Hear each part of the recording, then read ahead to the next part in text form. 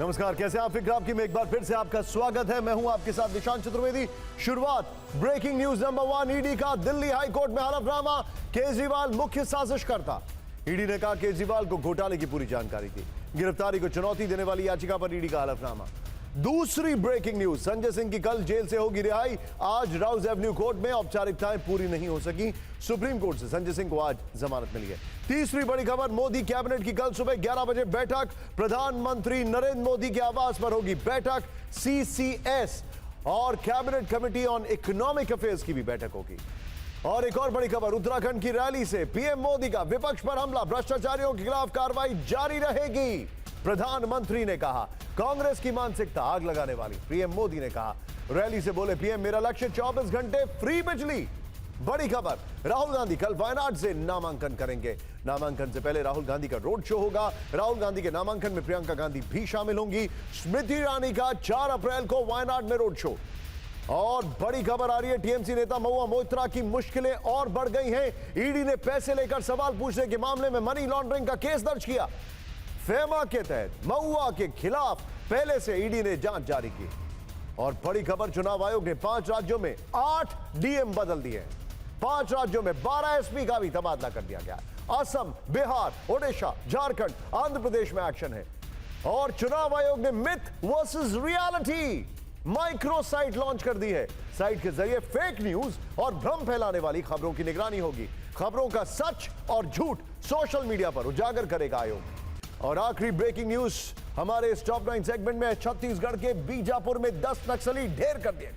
मुठभेड़ के बाद सुरक्षा बलों का सर्च ऑपरेशन जारी है। ऑपरेशन के दौरान कई हथियार भी बरामद किए गए। इन सभी खबरों के साथ आज कर्टन रेजर में बहुत सारी खबरें हम आपके लिए लेकर आए हैं, लेकिन आपको बताना बहुत जरूरी है। ये पेपर्स देख रहे हैं आप, ये क्या है? ये मेरे पास आज वो ऑर्डर की कॉपी है जब संजय सिंह इनको बेल दी गई। तो इसमें क्या क्या लिखा है ये मैं आपको बताने वाला हूं, लेकिन कर्टन रेजर में आज जाहिर तौर पर पहली खबर हमारी यही है। ईडी पीएमएलए की धारा 45 में नेताओं की गिरफ्तारी करती है, जिसमें जमानत मुश्किल है। फिर कैसे संजय सिंह को आज बेल मिली?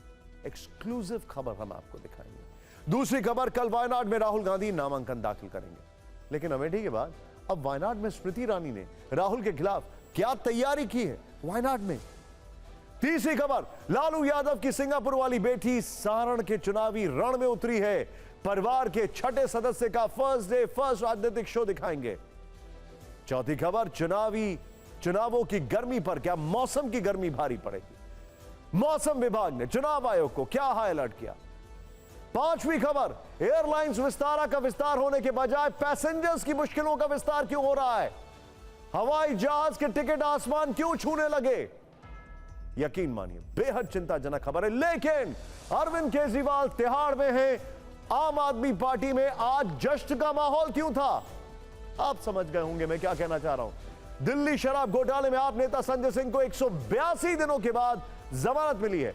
यह राहत भी उसी पीएमएलए के सेक्शन 45 के तहत मिली है, जिसके बारे में लगातार विपक्ष आरोप लगाता रहा है कि यह धारा नेताओं पर केस दर्ज करने और उन्हें जेल भेजने के लिए ईडी का सबसे बड़ा और घातक हथियार है।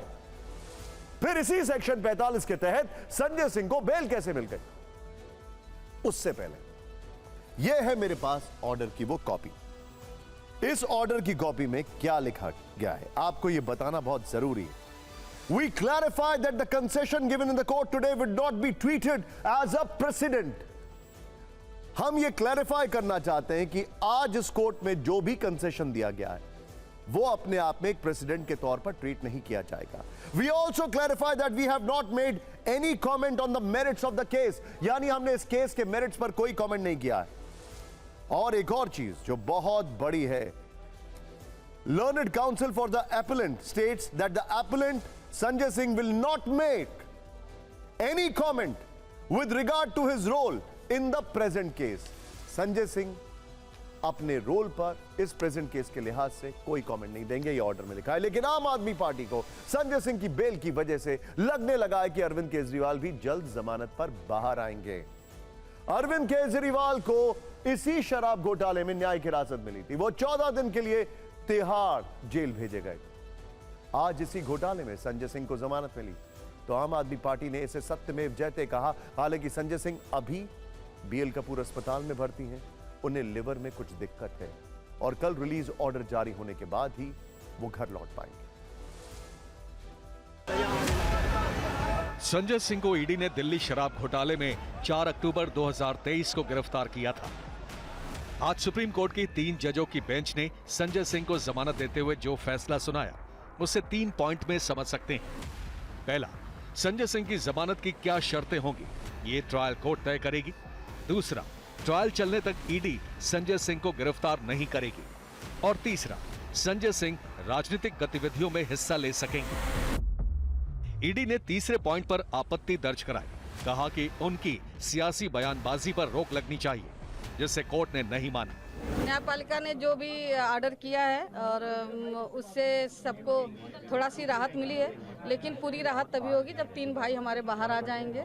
और हम चाहते हैं, उनके न्यायपालिका पे मुझे पूरा भरोसा है कि उन तीनों भाइयों को भी इसी तरह से राहत देंगे और एक दिन वो लोग भी बाहर आएंगे, फिर हम लोग साथ में जश्न। अब सुनिए पीएमएलए के सेक्शन 45 के तहत संजय सिंह को राहत कैसे मिल गई, जबकि इसी धारा को विपक्ष अपने खिलाफ ईडी का सबसे बड़ा हथियार बताता रहा है। खुद अरविंद केजरीवाल गिरफ्तारी से पहले ये डर TV9 के सत्ता सम्मेलन में जाहिर कर चुके थे। अभी तक देश का कानून ये होता था, क्रिमिनल लॉ ये होता था, you are innocent till proved guilty. अब ये पूरा कानून इन्होंने ईडी में पलट दिया। अब इसमें हो गया you are guilty till proved innocent. इस कानून में इन्होंने लिख दिया। असल में पीएमएलए की धारा 45 के अधीन सभी अपराध संज्ञेय और गैर जमानती हैं। इससे ईडी को कुछ शर्तों के अधीन बिना किसी वारंट के अभियुक्त को गिरफ्तार करने का अधिकार मिलता है। संजय सिंह के मामले में हुआ ये कि वो बीते 6 माह से तिहाड़ जेल में बंद हैं और संजय सिंह के वकील ने सुप्रीम कोर्ट में ये दलील दी कि इस दौरान ईडी उनके खिलाफ मनी ट्रेल को साबित नहीं कर पाई, उनसे एक भी पैसा बरामद नहीं हुआ। संजय सिंह के वकील की इसी दलील पर सुप्रीम कोर्ट ने ईडी से पूछा कि ऐसे में संजय सिंह को अब भी जेल में रखने की क्या जरूरत है, और अगर ईडी इसके बाद भी हिरासत में रखने की दलील देगी तो कोर्ट को फिर धारा 45 के तहत जमानत अर्जी पर विचार करते हुए केस की मेरिट पर ध्यान देना होगा।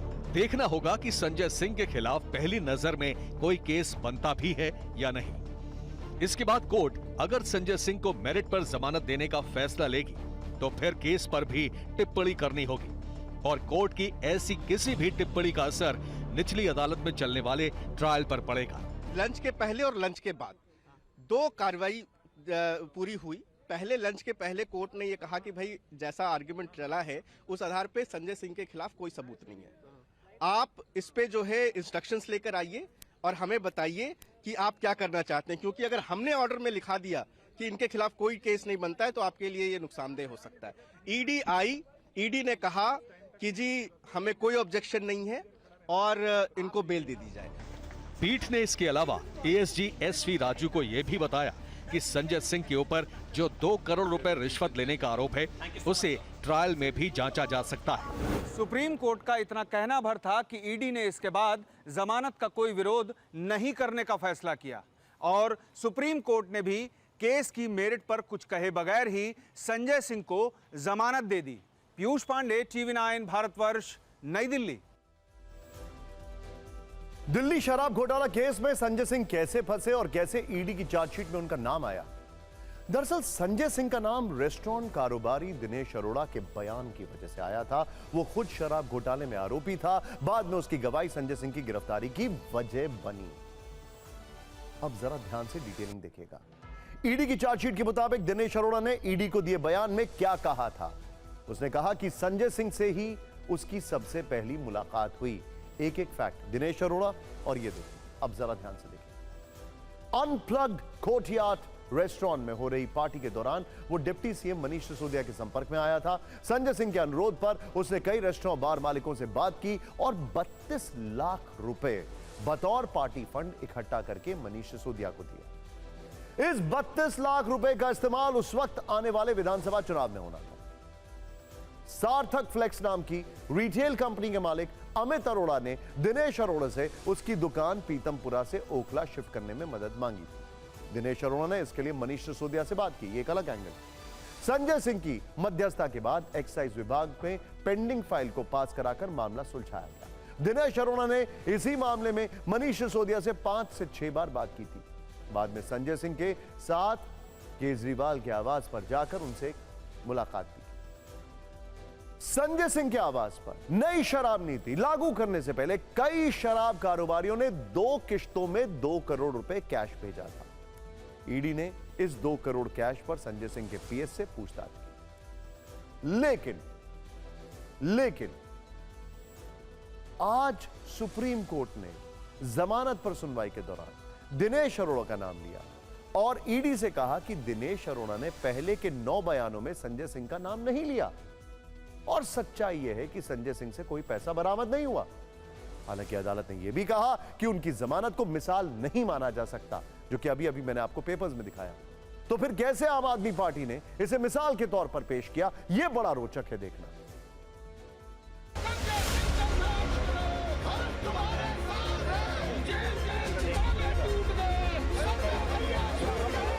आप सत्य को दबा सकते हैं, लेकिन आप सत्य को मिटा नहीं सकते हैं। आज संजय सिंह जी की जमानत ने ये दिखा दिया। जमानत मिलने का मतलब ये नहीं कि आप अपराध मुक्त हो गए। माननीय कोर्ट ने जमानत दी है, किन शर्तों पे दी है, देखने का विषय। आज 2 अप्रैल को मंगलवार के दिन आम आदमी पार्टी के ऊपर जो संकट था, वो संकट मोचक हनुमान जी ने कुछ संकट कम किए। कई मामलों में जो लोग लिप्त हैं, उनमें से एक आरोपी को एक रूटीन साधारण बेल मिल जाए तो वो केस ही खत्म हो गया, वो सारे आरोपों से मुक्त ही हो गया। तो उसका दुष्परिणाम ये होता है कि आज आपने स्वीकार लिया है कि केजरीवाल शराब घोटाले के सरगना है। मैं धन्यवाद देता हूं और मुझे उम्मीद है कि सुप्रीम कोर्ट और इस देश का न्यायालय धीमे धीमे सभी को जेल से बाहर कर देगा और जीत आखिरी में सत्य की होगी। जमानत सत्येंद्र जैन को भी मिली थी, आज कहाँ है सत्येंद्र जैन? फिर अंदर है। तो एक बार चीजें सामने आने दीजिए।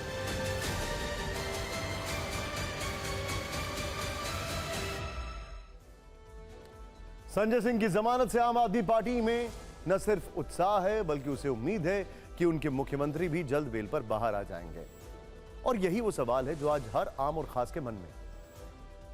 जिस केस में संजय सिंह को जमानत मिली, क्या उसी केस में अरविंद केजरीवाल को भी जमानत मिल सकती है?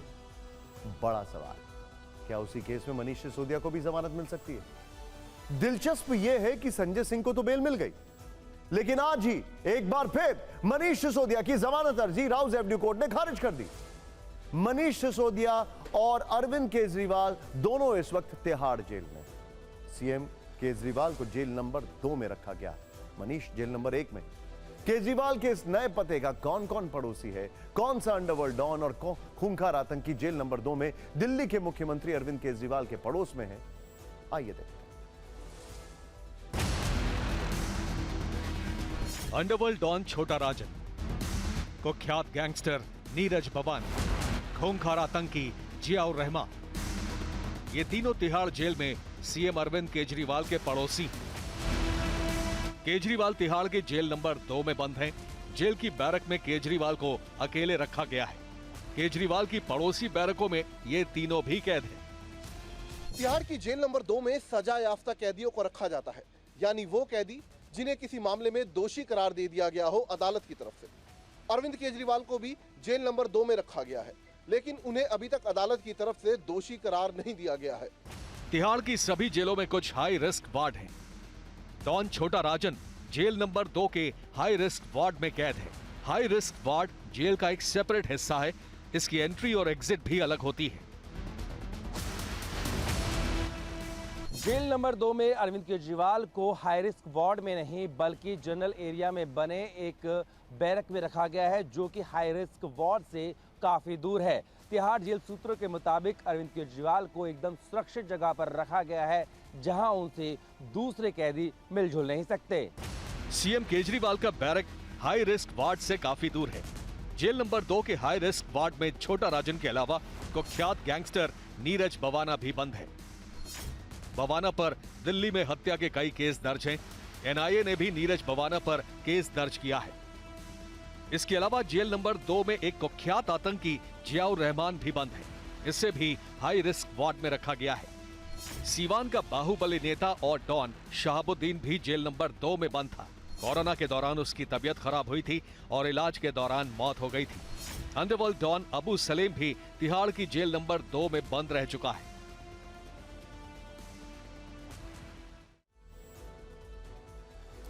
लेकिन इस बीच एक बड़ा डेवलपमेंट आपको बताना जरूरी है। वो ये है कि अरविंद केजरीवाल की गिरफ्तारी के खिलाफ दी गई दिल्ली हाईकोर्ट में याचिका पर ईडी ने अपना जवाब दाखिल कर दिया है। ब्रेकिंग न्यूज, ईडी ने अपने हलफनामे में केजरीवाल को मुख्य साजिशकर्ता कहा। ईडी ने यह भी कहा कि केजरीवाल सीधे तौर पर घोटाले में सामने नहीं आ रहे, लेकिन उनका अपराध यह है कि उनको इस घोटाले के बारे में पूरी जानकारी थी। ईडी के हलफनामे पर आम आदमी पार्टी ने कहा कि ईडी बस झूठ बोलती है। दिल्ली हाईकोर्ट कल मामले की सुनवाई करेगा। इस पूरे घटनाक्रम के बीच में आम आदमी पार्टी ने आज एक प्रेस कॉन्फ्रेंस करके सनसनीखेज आरोप लगा दिया है। ध्यान से देखिएगा। आम आदमी पार्टी ने कहा कि 4 और नेताओं को गिरफ्तार करने की तैयारी चल रही है। कल ईडी ने कोर्ट में आतिशी और सौरभ का नाम लिया। आज सुबह 10 बजे आतिशी मीडिया के सामने आई। बीजेपी का एक ऑफर सबके सामने रख दिया। आतिशी ने जो दावा किया वो हैरान करने वाला है। आतिशी ने दावा किया कि बीजेपी ने उनके करीबी को अप्रोच करके उन्हें पार्टी ज्वाइन करने का ऑफर दिया। ज्वाइन ना करने पर ईडी के हाथों 1 महीने के भीतर गिरफ्तार कराए जाने की धमकी भी दी गई। आतिशी का दूसरा दावा यह था कि आने वाले 2 महीनों के अंदर ईडी आम आदमी पार्टी के 4 और नेताओं को गिरफ्तार कर लेगी। आम आदमी पार्टी के 4 नेता कौन हैं? आइए देखते हैं। आने वाले 2 महीने में लोकसभा चुनाव से पहले वो आम आदमी पार्टी के 4 और नेताओं को गिरफ्तार करने वाले हैं। आतिशी ने यह बड़ा दावा करते हुए उन 4 नेताओं के नाम भी बताए जिनकी गिरफ्तारी की उन्होंने बात कही। पहला नाम खुद आतिशी का है, जो इस वक्त आम आदमी पार्टी सरकार में कई मंत्रालयों की जिम्मेदारी संभाल रही हैं। दूसरा नाम सौरभ भारद्वाज का है, जो इस वक्त आतिशी के साथ दिल्ली सरकार का कामकाज संभाल रहे हैं। तीसरा नाम पार्टी सांसद राघव चड्ढा और चौथा नाम दुर्गेश पाठक का है, जो विधायक और एमसीडी प्रभारी हैं। आतिशी ने यह दावा उस वक्त किया है जब कल ईडी के वकील ने कोर्ट में कहा कि केजरीवाल ने बताया है कि विजय नायर उन्हें नहीं बल्कि सौरभ भारद्वाज और आतिशी को रिपोर्ट करता था। मैम, आपका नाम आया है, आप कुछ कहना चाहेंगे? मैम, पहली बार आप कोर्ट में थी, उन्होंने कहा कि सीएम साहब ने कहा है कि विजय नायर आपको रिपोर्ट करते थे। मैम, आपका नाम आया है, आप कुछ कहना चाहेंगे? मैम, पहली बार आप कोर्ट में थी, उन्होंने कहा कि सीएम साहब ने कहा है कि विजय नायर आपको रिपोर्ट करते थे। आतिशी के आरोपों पर बीजेपी ने कहा है कि अगर कोई भ्रष्टाचारी है तो जेल जाना ही पड़ेगा। वो मुझे गिरफ्तार करेंगे, वो सौरभ भारद्वाज को गिरफ्तार करेंगे, वो दुर्गेश पाठक को गिरफ्तार करेंगे और वो राघव चड्ढा को गिरफ्तार करेंगे। प्रवक्ता आके कहते हैं हमें खबर मिली है कि हमारे घर भी रेड होगी, हम भी गिरफ्तार होंगे। तो कान खोल के सुन लो, पापी आपके जो भ्रष्टाचारी नेता हैं, भ्रष्टाचार किया है तो जेल तो जाना पड़ेगा। इसके साथ ही आतिशी ने बीजेपी पर आरोप लगाते हुए एक और बड़ा दावा किया। कहा कि बीजेपी ने उनके करीबी के जरिए उन्हें पार्टी ज्वाइन करने का ऑफर दिया। बीजेपी ने आरोपों को ढोंग और नाटक करार दिया है कि भारतीय जनता पार्टी ने मेरे एक बहुत व्यक्तिगत करीबी व्यक्ति के माध्यम से मुझे भारतीय जनता पार्टी ज्वाइन करने के लिए अप्रोच किया। मुझे ये कहा गया कि या तो मैं भारतीय जनता पार्टी ज्वाइन कर लूं, अपना पॉलिटिकल करियर बचा लूं, अपना पॉलिटिकल करियर बढ़ा लूं, और अगर भारतीय जनता पार्टी नहीं ज्वाइन करी तो आने वाले 1 महीने में ईडी द्वारा मुझे गिरफ्तार कर लिया जाएगा। तो ये कुछ नहीं है, ये ढोंग है, नाटक है।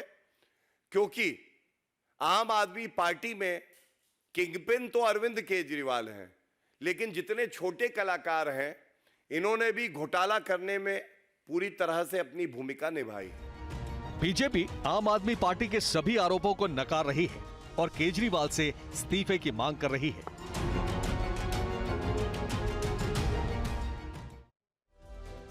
चार नेताओं की गिरफ्तारी की बात करके आम आदमी पार्टी ने गेंद एक बार फिर ईडी के पाले में डाल दी है और विपक्ष को, बल्कि सत्ता पक्ष को घेरने की कोशिश की। लेकिन पार्टी अभी भी अपने आक्रामक रुख पर कायम है और सभी कयासों को खारिज करते हुए अरविंद केजरीवाल के पीछे पूरी पार्टी एक साथ खड़ी नजर आ रही है। जरा तस्वीरें देखिए, ये जो तस्वीरें हम आपको दिखाने वाले हैं, आज आम आदमी पार्टी के विधायक एक एक करके, इनमें से कुछ तो ईडी के दफ्तर भी जा चुके हैं जो आपको सबसे पहले दिखाई दे रहे हैं। आज आम आदमी पार्टी के विधायक अरविंद केजरीवाल की पत्नी सुनीता केजरीवाल से जाकर मिलते हैं। करीब 55 विधायकों ने उनके आवास पर जाकर मुलाकात की। बैठक की टाइमिंग बहुत इंटरेस्टिंग है। यह बैठक उस वक्त हुई जब 2 घंटे पहले आतिशी ने 4 और पार्टी नेताओं की गिरफ्तारी का दावा किया।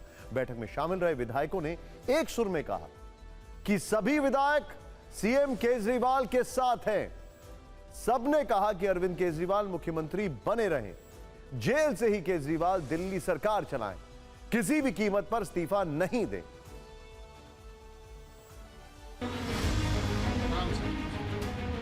मुख्यमंत्री जी से अब तिहाड़ जेल में मिल पाएंगी, उनसे उनकी बातचीत हो पाएगी।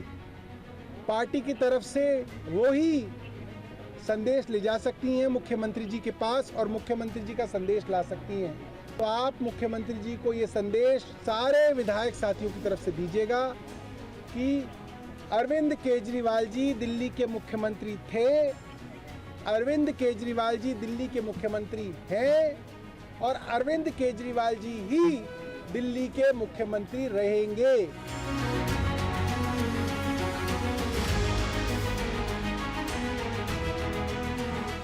कहा परिवारवाद के खिलाफ मेरी लड़ाई है, तमाम बयान है उनके, और आज उन्हें अपनी पार्टी में कोई नहीं मिला, केवल और केवल अपनी धर्मपत्नी सुनीता केजरीवाल जी मिली।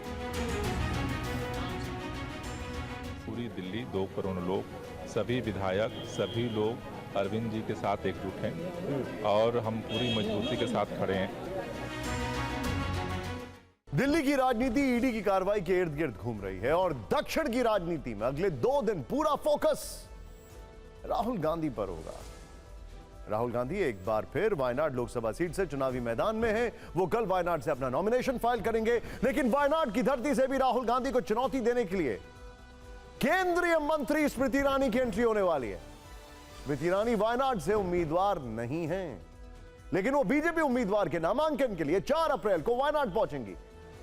इस दिन बीजेपी उम्मीदवार के सुरेंद्रन वायनाड से अपना नामांकन भरेंगे। राहुल गांधी कल सुबह 10 बजे स्पेशल फ्लाइट से कुन्नूर में लैंड करेंगे। कुन्नूर से हेलीकॉप्टर से सुबह 10:30 बजे वायनाड पहुंचेंगे। सुबह 11 बजे राहुल कलपेट्टा के न्यू बस स्टैंड से चंद्रगिरी ऑडिटोरियम तक रोड शो करेंगे। यह पूरा रोड शो हम आपको कवर करके दिखाने वाले हैं, जरूर देखिएगा। रोड शो के बाद वो एक जनसभा को संबोधित करेंगे। पब्लिक मीटिंग के बाद दोपहर करीब 12 से 1 बजे के बीच राहुल गांधी नॉमिनेशन फाइल करेंगे। केरल की वायनाड सीट पर दूसरे फेज में 26 अप्रैल को वोटिंग होगी।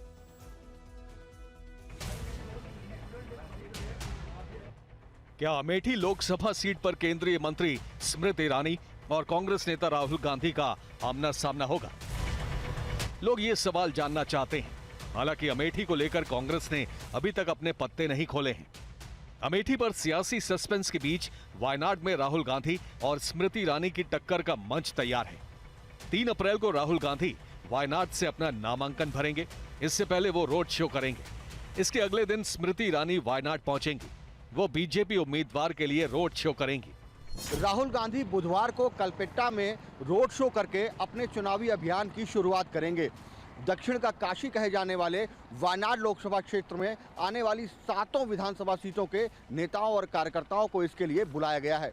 केरल कांग्रेस के वरिष्ठ नेता भी यहां मौजूद होंगे। सूत्रों के मुताबिक प्रियंका गांधी भी कलपेट्टा में राहुल के साथ हो सकती हैं।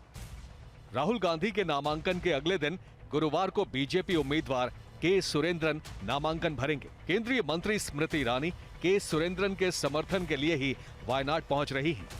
स्मृति ईरानी सुबह 8:30 बजे लैंड करेंगी। वो एयरपोर्ट से करीब 3 किलोमीटर तक लंबा रोड शो करेंगी। बीजेपी उम्मीदवार 11 बजे नॉमिनेशन फाइल करेंगे। उसके बाद स्मृति ईरानी प्रेस कॉन्फ्रेंस करेंगी। स्मृति ईरानी अमेठी में राहुल गांधी को हरा चुकी हैं, इसलिए नजर उनकी प्रेस कॉन्फ्रेंस पर होगी, क्योंकि इस बात की पूरी उम्मीद है कि वो प्रेस कॉन्फ्रेंस में राहुल गांधी पर ही तीखे प्रहार करेंगी। वायनाड में 3 पार्टियों की टक्कर है। यहां कांग्रेस, लेफ्ट और बीजेपी ने उम्मीदवार उतारे हैं। कांग्रेस के उम्मीदवार राहुल गांधी 2019 का चुनाव वायनाड से जीते थे, हम सब जानते हैं। बीजेपी ने केरल बीजेपी के अध्यक्ष के सुरेंद्रन को उम्मीदवार बनाया, यानी कि वो वॉकओवर नहीं देना चाहती है। उसने कहा है कि हम टफ फाइट देने के लिए तैयार हैं। राहुल गांधी के खिलाफ सीपीआई ने एनी राजा को उम्मीदवार बनाया है। वो सीपीआई महासचिव डी राजा की पत्नी हैं। यानी मुकाबला 3 उम्मीदवारों के बीच है। और क्यों केरल के सीएम ने राहुल को उनकी उम्मीदवारी पर घेरा? क्या यह केरल में इंडिया अलायंस की कमजोर कड़ी है? ये रिपोर्ट है।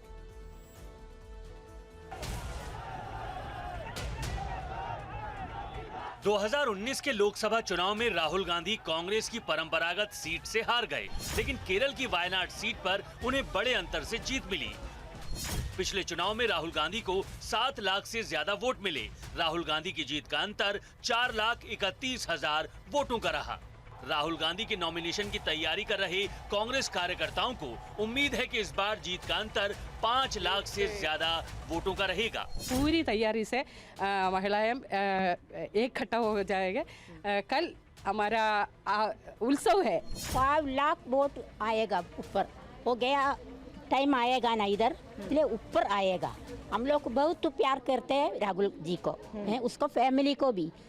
हालांकि बीजेपी उम्मीदवार के सुरेंद्रन गांव-गांव घूमकर लोगों को मोदी सरकार की योजनाएं गिना रहे हैं। साथ ही सवाल पूछ रहे हैं कि राहुल गांधी ने 5 साल वायनाड के लिए क्या किया। वो पिछले बार अमेठी में जो लोग जो किया ना, वही करेगा इस बार वायनाड के लोग। Because Rahul Gandhi ji, where is Rahul Gandhi ji? How many times he visited in Wayanad?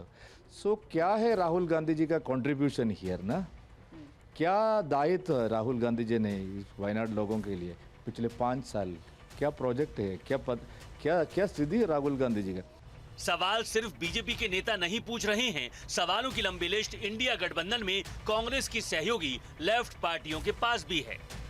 Wayanad में मुकाबला त्रिकोणीय हो चुका है, लेकिन बड़ा सवाल यही है कि राष्ट्रीय नेता सीपीआई की एनी राजा की मौजूदगी ने क्या कांग्रेस नेतृत्व के सामने ही अब राहुल गांधी को देखते हुए बड़ा सवाल खड़ा कर दिया है। एनी राजा के खिलाफ राहुल गांधी चुनाव क्यों लड़ रहे हैं?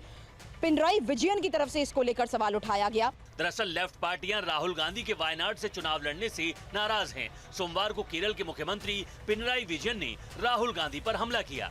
उन्होंने कहा राहुल गांधी सीपीआई की एनी राजा के खिलाफ चुनाव लड़ रहे हैं, जबकि कांग्रेस और सीपीआई इंडिया ब्लॉक का हिस्सा हैं।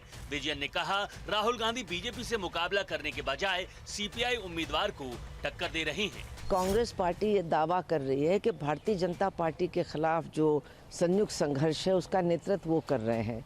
तो जो उनके सबसे बड़े नेता हैं वो केरला में क्यों चुनाव लड़ रहे हैं, जहाँ पर भारतीय जनता पार्टी से लड़ाई है ही नहीं? उनको लड़ाई लड़नी चाहिए उत्तर प्रदेश से, जहां सबसे बड़ा गढ़ है भारतीय जनता पार्टी का।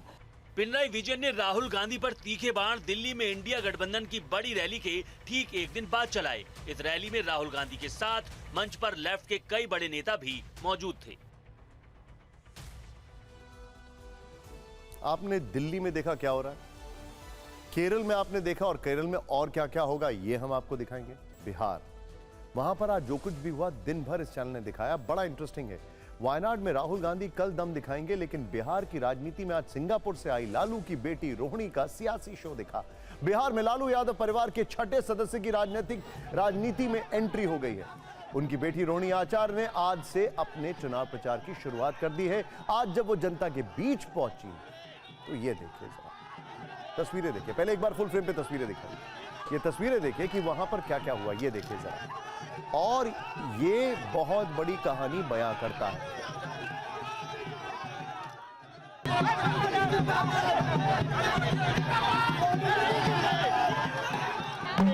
इतना प्यार आशीर्वाद मिल रहा है, लग रहा है कि हम अपने मायके आ गए हैं। तो यहाँ पर पूजा खाते थे इधर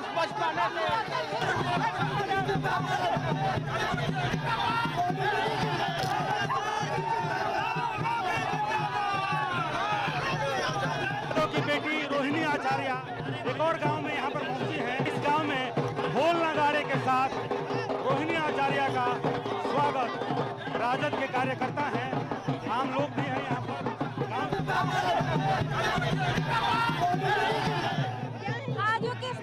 क्या मानती है बेटी मानती है? ननद मानते हैं।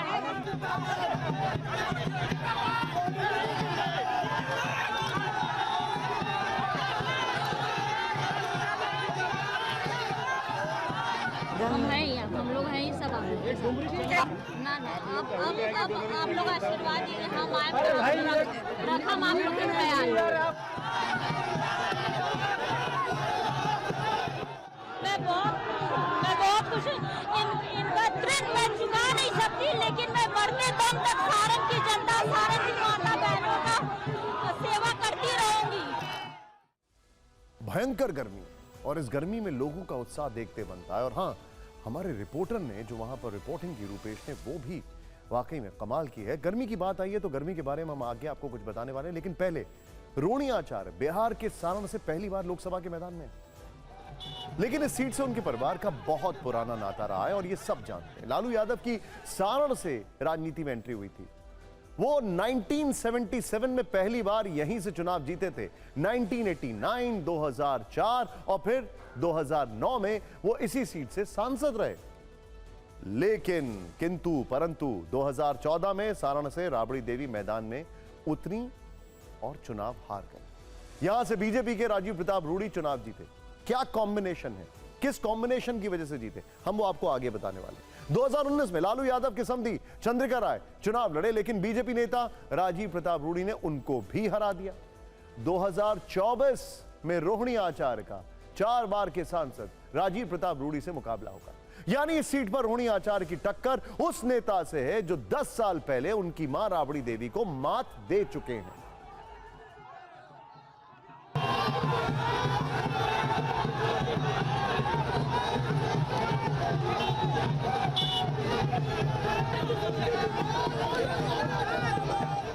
रोहिणी आचार्य पटना से सारण की जनता का आशीर्वाद लेने के लिए पहली बार निकली।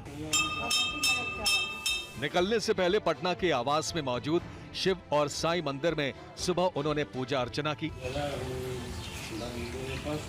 फिर अपने पिता लालू यादव और मां राबड़ी देवी को प्रणाम कर सारण के लिए पूरे लाव लश्कर के साथ प्रस्थान किया। लालू यादव की कर्म भूमि सारण पहुंचने पर रोहिणी आचार्य का ठीक उसी तरह स्वागत हुआ जैसे कभी उनके पिता का हुआ करता था। चारों तरफ से फूलों की बारिश हो रही थी, जेसीबी से पुष्प वर्षा हो रही थी, लोग नारे लगा रहे थे।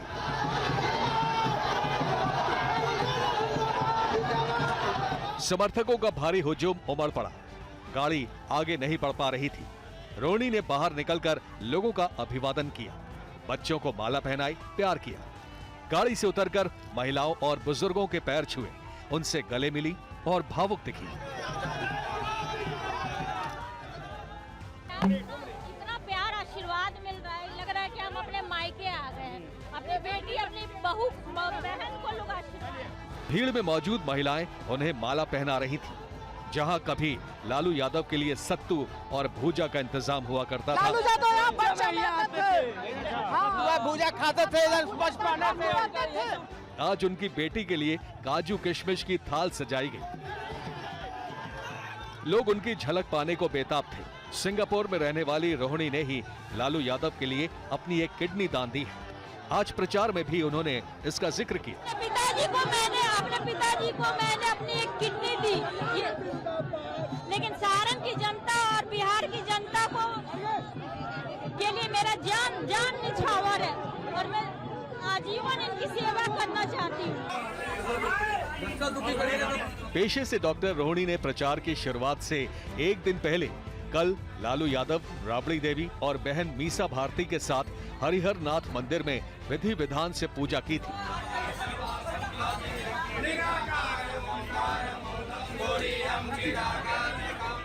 रोहिणी आचार्य आज से चुनावी मैदान में हैं। सारण लोकसभा सीट से वो चुनाव लड़ रही हैं और देखिए पूरे रास्ते सारण लोकसभा सीट में वो पहुंची हैं। कल ही उन्होंने बाबा हरिहर नाथ का आशीर्वाद लिया और उसके बाद से आज से बाजाबता चुनाव प्रचार अभियान की शुरुआत। मुझे लगता है कि सारण की जनता अपनी बेटी को भरपूर आशीर्वाद प्यार देगी। अब ये बाकी अब 4 जून के बाद पता चलेगा कि क्या होगा। रोहिणी अपनी राजनीतिक पोस्ट को लेकर भी खूब चर्चा में रहती हैं। चाहे भाई तेजस्वी यादव की रैलियों पर लिखना हो या फिर विरोधियों पर, किसी को वो नहीं छोड़ती। नीतीश कुमार से लेकर बीजेपी तक पर वो खुलकर हमला बोलती हैं। लालू यादव ने अपनी बेटी रोहिणी आचार्य को सारण सीट से ही क्यों मैदान में उतारा? इसे समझने के लिए आपको वहां का जातीय समीकरण बताते हैं और राजीव प्रताप रूड़ी वाली बात जो हमने आपसे कही थी, क्योंकि क्यों वो वहां से जीतते हैं। अब ये देखिए बात, यहां यादव 25वीं सदी, राजपूत 23वीं सदी, वैश्य 20वीं सदी, मुस्लिम 13वीं सदी, दलित 12वीं सदी। राजनीतिक पार्टियां यहां से यादव या फिर राजपूत उम्मीदवार पर ही दांव खेलती हैं। रोहिणी आचार्य यादव समुदाय से हैं, जबकि राजीव प्रताप रूड़ी राजपूत समुदाय से आते हैं। राजपूत और यादव बहुल सारण संसदीय क्षेत्र में निर्णायक वोट वैश्य और मुस्लिम का माना जाता है। मुस्लिम यादव समीकरण बनाकर लालू यादव ये इस सीट से 4 बार सांसद रहे, जबकि राजपूत और वैश्यों की गोलबंदी से बीजेपी के रूड़ी ने 3 बार जीत हासिल की। चुनावी गर्मी बढ़ने के साथ इस बार मौसम की गर्मी भी बढ़ने का अनुमान है। यह हम नहीं कह रहे, ये कहना है मौसम विभाग का। फिक्र इस बात की है कि कहीं चुनावी गर्मी पर मौसमी गर्मी भारी ना पड़ जाए। इस बार चुनाव 1 अप्रैल से 1 जून तक होना है। अप्रैल और मई 2 महीने चुनाव पीक पर होगा। मौसम विभाग ने अगले 2 महीने गर्मी को लेकर चेतावनी जारी कर दी है। मौसम विभाग का अनुमान है कि इस बार अप्रैल से जून तक प्रचंड गर्मी पड़ेगी। मौसम विभाग के मुताबिक अप्रैल में देश के ज्यादातर हिस्सों में अधिकतम तापमान सामान्य से ज्यादा रह सकता है। मौसम विभाग का कहना है कि इस बार लू ज्यादा दिनों तक चलेगी। आमतौर से लू के थपेड़े 4 से 8 दिन चलते हैं, लेकिन इस बार लू 10 से 20 दिन तक चलने का अनुमान है। यह लू को चुनाव क्यों पसंद आ रहा है? मौसम विभाग का अनुमान है कि गर्मी का सबसे ज्यादा असर मध्य भारत और पश्चिमी हिस्से पर होगा। अप्रैल महीने में ही गुजरात, महाराष्ट्र, उत्तर कर्नाटक, ओडिशा, आंध्र प्रदेश और पश्चिमी मध्य प्रदेश पर लू का कहर बरसेगा। जो टेम्परेचर्स हैं अप्रैल, मई, जून, वो सामान्य से ज़्यादा रहने की उम्मीद है। जब टेम्परेचर सामान्य से ज़्यादा रहेंगे, उसके साथ जो हीट वेव का प्रोबेबिलिटी है वो भी थोड़ा हायर साइड रहेगा। तो इसलिए पीपल शुड नीड प्रिकॉशंस।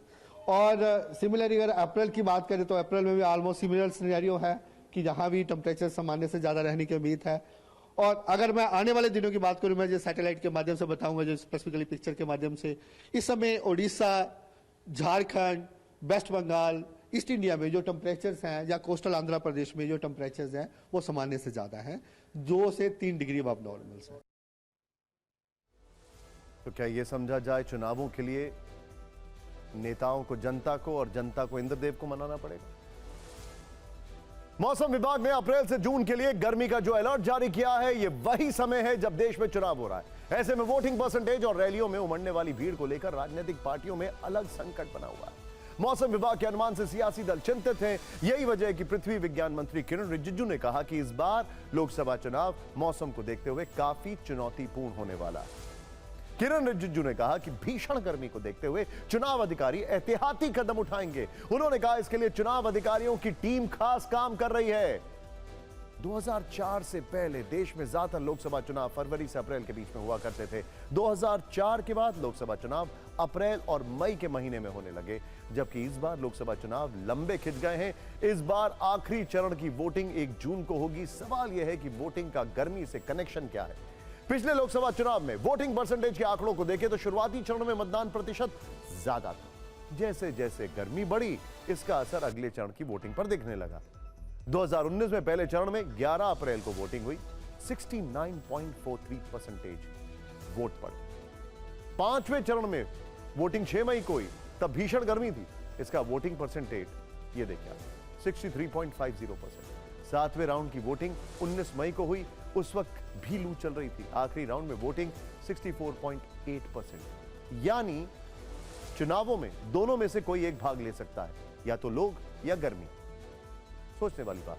फिक्र आपकी में अब वो खबर जिसका सीधा ताल्लुक आपसे, हमसे, हर एक से। हम तो भुगत भोगी हैं इसके। आपको बताऊंगा मैं आगे कैसे। हवाई यात्रियों को होने वाली बहुत बड़ी परेशानी अब सामने आ रही है। घर से अगर आप एयरपोर्ट के लिए निकल रहे हैं तो पहले यह खबर देख लीजिए। देश भर में टाटा ग्रुप की विस्तारा एयरलाइन की 100 से ज्यादा उड़ानें रद्द होने से यात्रियों के लिए संकट खड़ा हो गया है। आज ही करीब 70 उड़ान कैंसिल होने की सूचना है, जबकि कल 50 फ्लाइट रद्द हुई। विस्तारा में अचानक शुरू हुई इस मुसीबत पर सरकार ने सख्ती दिखाई है। एयरलाइन की ओर से भी सफाई दी है।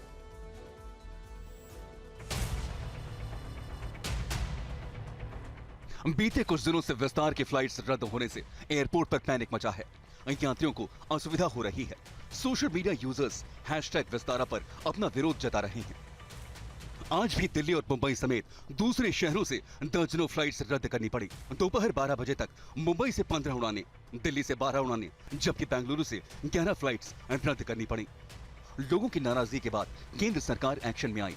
नागरिक उड्डयन मंत्रालय ने विस्तारा से फ्लाइट रद्द करने और उड़ानों में देरी पर विस्तृत रिपोर्ट मांगी है। मंत्रालय ने बताया, विस्तारा की उड़ानें रद्द किए जाने पर हमारी नजर है। उड़ानों के रद्द होने या देरी की स्थिति में यात्री सुविधा सुनिश्चित करने के लिए एयरलाइंस को DGCA के मानदंडों का पालन करना होगा। यात्रियों के गुस्से और सरकार की ओर से रिपोर्ट तलब किए जाने के दौरान विस्तारा ने भी बयान जारी किया। एयरलाइंस ने सफाई दी। पिछले कुछ दिनों में चालक दल की कमी और दूसरे कारणों से बड़ी संख्या में उड़ानें रद्द और विलंब से चल रही हैं। ग्राहकों को इससे होने वाली असुविधा पर हम चिंतित हैं। हमने अपने नेटवर्क में पर्याप्त कनेक्टिविटी सुनिश्चित करने के लिए उड़ानों की संख्या को अस्थायी रूप से कम करने का निर्णय लिया है। हम प्रभावित ग्राहक को वैकल्पिक उड़ान विकल्प या रिफंड की पेशकश कर रहे हैं। विस्तारा कह रही है कि चालक दल की कमी उड़ान संकट का बड़ा कारण है। हालांकि हालात को बेहतर करने की दिशा में वो काम कर रही है। विस्तारा क्यों पैसेंजर्स की मुसीबत का विस्तार कर रही है? कहा जा रहा है कि पायलट बीमार होने का बहाना बनाकर काम पर नहीं आ रहे हैं, जिसकी वजह से उड़ानें रद्द हो रही हैं। नियम कहता है कि अगर किसी पायलट की तबीयत ठीक नहीं है तो उसे उड़ान पर नहीं भेजा जाएगा। पायलट भले ही बीमार होने की दलील दें, लेकिन वजह कुछ और है। असल में 2025 तक एयर इंडिया और विस्तारा का विलय होना है। पायलटों को डर है कि एयर इंडिया विस्तारा के विलय से उनकी सैलरी कम हो जाएगी। नए वेतन के तहत पायलटों को सिर्फ 40 घंटे की वेतन की गारंटी मिलेगी, जबकि पहले यह गारंटी 70 घंटों की थी। पायलटों का दावा है कि इससे उनको हर महीने करीब 1 लाख का नुकसान होगा। इसके अलावा पायलटों के लिए उड़ान के घंटे बढ़ाए जाएंगे। विस्तारा टाटा ग्रुप और सिंगापुर एयरलाइंस का जॉइंट वेंचर है। एयर इंडिया भी टाटा ग्रुप की ही एयरलाइन है, जिसके साथ विस्तारा का ये विलय की प्रक्रिया चल रही है। लेकिन विस्तारा संकट से दूसरे एयरलाइंस को किराया बढ़ाने का मौका मिल सकता है। हवाई टिकट महंगे हो सकते हैं, जिसका असर सीधा आपकी और हमारी जेब पर पड़ सकता है। चिंता का विषय जानते हैं आप क्या है? इस संकट के चलते और एयरलाइंस अपनी मनमानी कर रही हैं। अभी करीब 48 घंटे पहले हमने इंडिगो एयरलाइंस ली जाने के लिए नागपुर, और जो हमारा अनुभव था, यकीन मानिए शर्म आती है उस अनुभव के बारे में आपको बताते हुए। खैर, वो नहीं सुधरने वाले। राजस्थान में पीएम मोदी ने किया लोकसभा चुनाव प्रचार का आगाज। पीएम ने कहा 10 साल तो बस ट्रेलर था, अभी बहुत कुछ होना बाकी है। कांग्रेस ने लोकसभा चुनाव के लिए 17 उम्मीदवारों की 11वीं लिस्ट जारी की।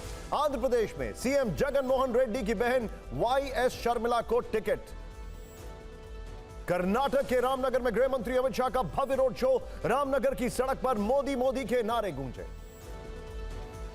बीजेपी से इस्तीफा देने के बाद कांग्रेस में शामिल हुए अजय निषाद बोले, बीजेपी के छल से क्षुब्ध होकर पार्टी से दिया इस्तीफा।